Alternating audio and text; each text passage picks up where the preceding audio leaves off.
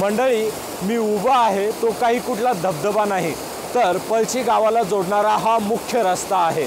आपण जर बघितलं तर पळशी गावाला जोडणारा जो रस्ता आहे त्या रस्त्यावरती एक पूल बांधण्यात आला आहे आणि तो पूल काल सायंकाळी झालेल्या मुसळधार पावसामुळे अतिवृष्टीमुळे पूर्णपणे वाहून गेलेला आपल्याला या ठिकाणी दिसून येतोय।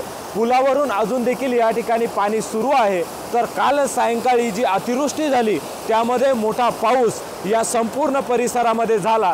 परिणामी जो पूल गावाला मुख्य जोडणारा रस्त्यावरती जो पूल आहे तो पूर्णपणे या ठिकाणी वाहून गेलेला आपल्याला दिसून येतोय। तर पलीकडच्या बाजूने अजून एक पूल आहे तो देखील मोठ्या प्रमाणात पावसाच्या मोठ्या फोर्समुळे वाहून गेलेला दिसतोय।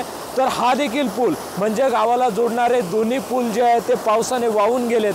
किंचित काही थोडासा भाग त्याचा बाकी आहे, त्यावरून गावातील मंडळी ये जा करते। एकूणच छत्रपती संभाजीनगरमधलं हे दृश्य आहे।